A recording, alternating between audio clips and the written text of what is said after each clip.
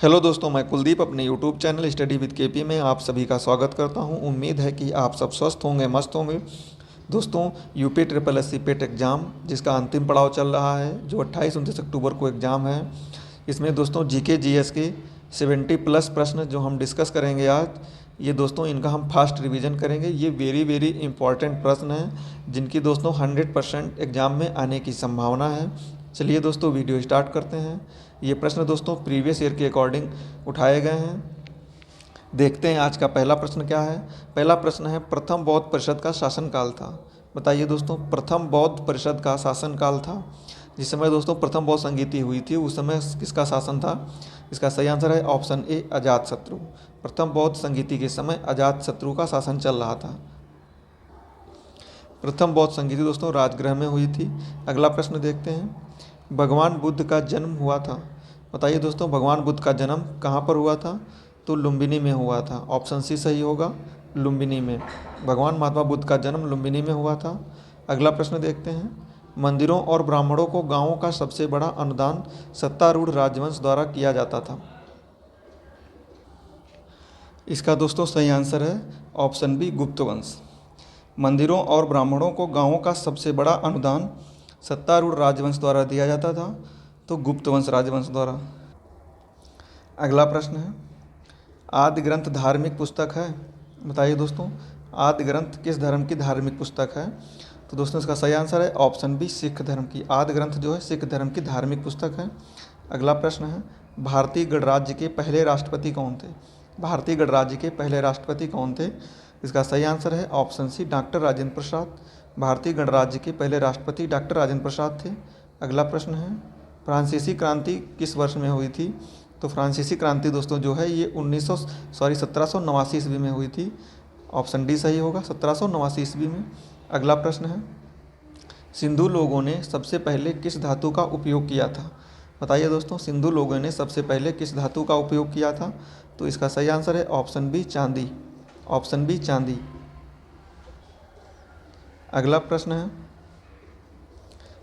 है दोस्तों, अशोक के साम्राज्य का हिस्सा निम्नलिखित में से किस क्षेत्र में नहीं था? अशोक के साम्राज्य का हिस्सा निम्नलिखित में से किस क्षेत्र में नहीं था? तो इसका सही आंसर है ऑप्शन डी, मद्रास क्षेत्र में नहीं था। अगला प्रश्न है, भारत में पहले अफगान शासन का संस्थापक कौन था? बताइए दोस्तों, भारत में पहले अफगान शासन का संस्थापक कौन था?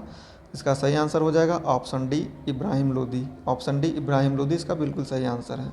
अगला प्रश्न है, सिंधु घाटी के घरों का निर्माण किया गया था। सिंधु घाटी के घरों का निर्माण किससे किया गया था? तो ईंटों से किया गया था। ऑप्शन सी सही होगा, ईंटों से। अगला प्रश्न है, पन्ना राष्ट्रीय उद्यान किस राज्य में है? बताइए दोस्तों, पन्ना राष्ट्रीय उद्यान जो है ये किस राज्य में है? इसका सही आंसर है ऑप्शन डी, मध्य प्रदेश राज्य में।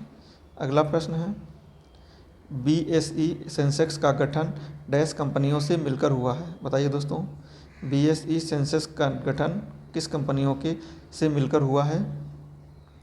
तो इसका सही आंसर हो जाएगा ऑप्शन ए, 30 कंपनियों से मिलकर हुआ है। 30 कंपनियों से मिलकर बीएसई सेंसेक्स का गठन हुआ है। अगला प्रश्न है, अंतर्राष्ट्रीय तिथि रेखा डैश महासागर के मध्य से होकर गुजरती है। बताइए दोस्तों, अंतर्राष्ट्रीय जो तिथि रेखा है ये किस महासागर के मध्य से होकर गुजरती है? तो इसका सही आंसर है ऑप्शन डी, प्रशांत महासागर। अंतर्राष्ट्रीय तिथि रेखा प्रशांत महासागर के बीचों बीच से होकर गुजरती है। अगला प्रश्न है, तुर्की की राजधानी क्या है?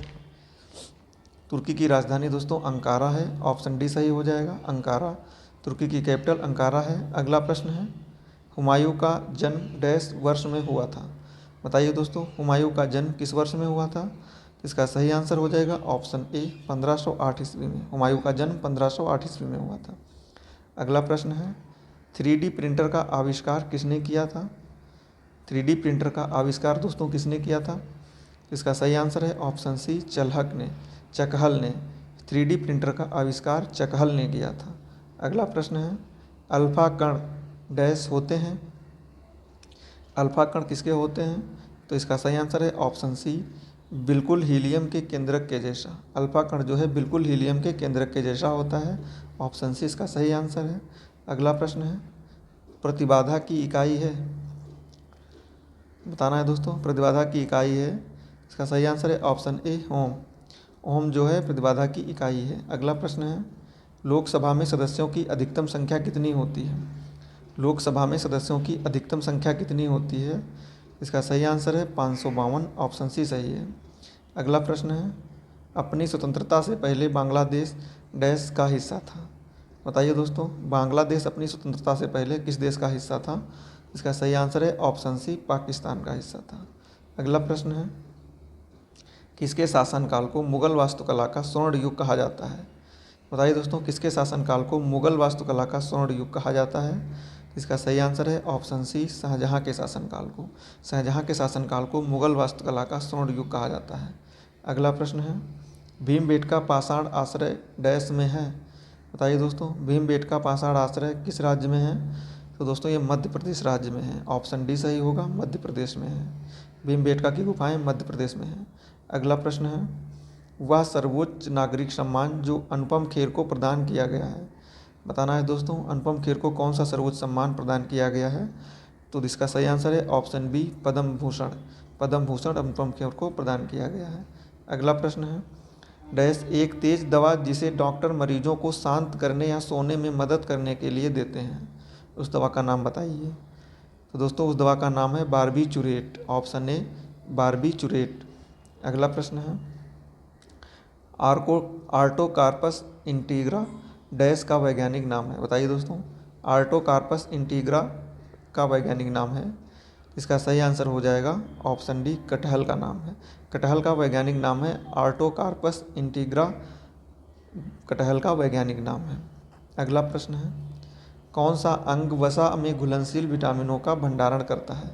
बताइए दोस्तों, कौन सा अंग है जो वसा में घुलनशील विटामिनों का भंडारण करता है? इसका सही आंसर है ऑप्शन सी, यकृत। लीवर दोस्तों घुलनशील विटामिनों का भंडारण करता है। अगला प्रश्न है, निम्नलिखित तत्वों में से किसका गलनांक सबसे कम है? बताइए दोस्तों, निम्नलिखित तत्वों में से किसका गलनांक सबसे कम है?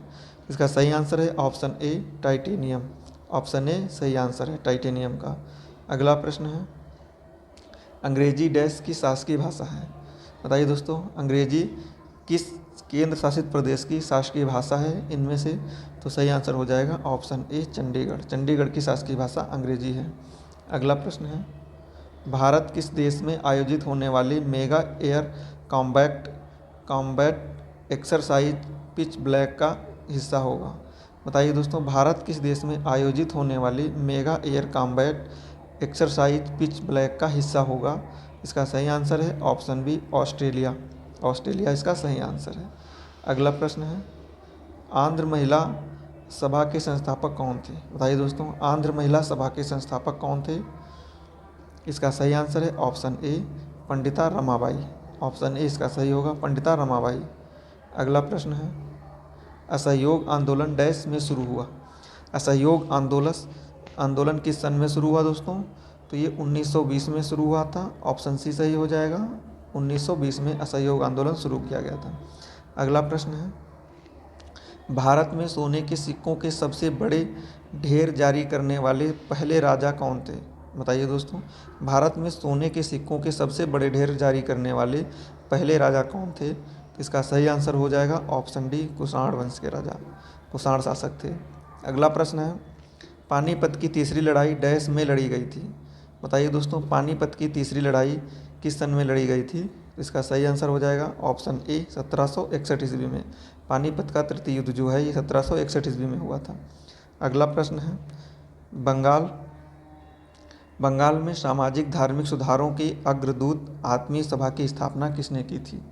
बताना है दोस्तों, आत्मीय सभा की स्थापना किसने की थी?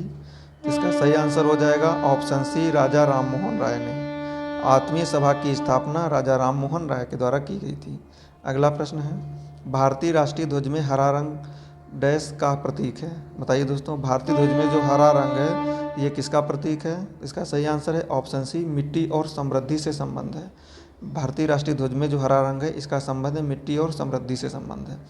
अगला प्रश्न है, किसने ऑयल इंडिया लिमिटेड के अध्यक्ष और प्रबंध निदेशक के रूप में पदभार संभाला है?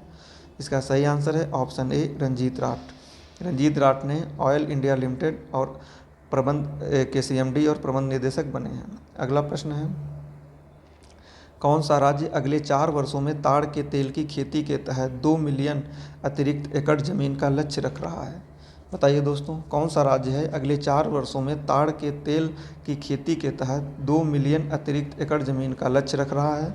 इसका सही आंसर हो जाएगा ऑप्शन सी, तेलंगाना। तेलंगाना इसका बिल्कुल सही आंसर है। अगला प्रश्न है, संगम क्लासिक्स को किस भाषा में लिखा गया था? बताइए दोस्तों, संगम क्लासिक्स को किस भाषा में लिखा गया था? तो इसका सही आंसर हो जाएगा ऑप्शन ए, तमिल भाषा में। ऑप्शन ए, तमिल भाषा में संगम क्लासिक्स को लिखा गया था। अगला प्रश्न है, ऋग्वेद के निम्नलिखित देवत्व में से कौन सा एक है? बताइए दोस्तों, ऋग्वेद के निम्नलिखित देवताओं में से कौन सा एक है? तो इसका सही आंसर है ऑप्शन डी, वरुण। वरुण जो है ऋग्वेद के देवताओं में से एक है। अगला प्रश्न है, के दौरान सिंधु घाटी सभ्यता का विकास हुआ है? बताइए दोस्तों, किस काल के दौरान सिंधु घाटी सभ्यता का विकास हुआ है? तो दोस्तों इसका जो सही आंसर है वो हो जाएगा ऑप्शन सी, 2500 ईसा पूर्व से 1750 ईसा पूर्व तक। अगला प्रश्न है, सिंधु घाटी सभ्यता में खोजा गया था, सिंधु घाटी सभ्यता किस सन में खोजा गया था? तो इसकी सही आंसर हो जाएगा ऑप्शन बी, 1921 में। सिंधु घाटी सभ्यता 1921 में खोजी गई थी। अगला प्रश्न है, सिंधु घाटी सभ्यता के लोगों का मुख्य व्यवसाय क्या था? बताइए दोस्तों, सिंधु घाटी सभ्यता के लोगों का मुख्य व्यवसाय क्या था? इसका सही आंसर है ऑप्शन ए, कृषि। सिंधु घाटी सभ्यता के लोगों का मुख्य व्यवसाय कृषि था। अगला प्रश्न है, निम्नलिखित में से किस हड़प्पा स्थल में एक डाक था? बताइए दोस्तों, निम्नलिखित में से किस हड़प्पा स्थल में एक में डाक था? तो इसका सही आंसर हो जाएगा ऑप्शन सी, लोथल में। लोथल में डाक था। अगला प्रश्न है, निम्नलिखित में से किसमें गायत्री मंत्र है? गायत्री मंत्र का वर्णन दोस्तों किसमें है? तो इसका सही आंसर है ऑप्शन ए, ऋग्वेद में। ऋग्वेद में गायत्री मंत्र है। अगला प्रश्न है, अहिंसा या अहिंसा के चरम रूप में अभ्यास किया जाता है? अहिंसा या अहिंसा के चरम रूप में अभ्यास किया जाता है? इसका सही आंसर है ऑप्शन सी, बौद्ध धर्म। बौद्ध धर्म इसका सही आंसर है। अगला प्रश्न है, आर्य पहले बस गए थे? बताइए दोस्तों, आर्य पहले कहाँ बसे थे? इसका सही आंसर है ऑप्शन बी, पंजाब में। आर्य सबसे पहले पंजाब में बसे थे। अगला प्रश्न है, सिंधु घाटी की रबी फसलें हैं? सिंधु घाटी की रबी फसलें बताइए दोस्तों। तो जो सिंधु घाटी की जो रबी फसलें हैं वो हैं गेहूं और जौ। ऑप्शन डी सही हो जाएगा, गेहूं और जौ। अगला प्रश्न है, चट्टान से निकला कैलासा का प्रसिद्ध मंदिर है? बताइए दोस्तों, चट्टान से निकला कैलासा का प्रसिद्ध मंदिर है? तो इसका सही आंसर हो जाएगा ऑप्शन ए, एलोरा का मंदिर। चट्टान से निकला कैलासा का प्रसिद्ध मंदिर एलोरा मंदिर है। अगला प्रश्न है, आर्य भारत से आए थे? आर्य भारत कहाँ से आए थे दोस्तों?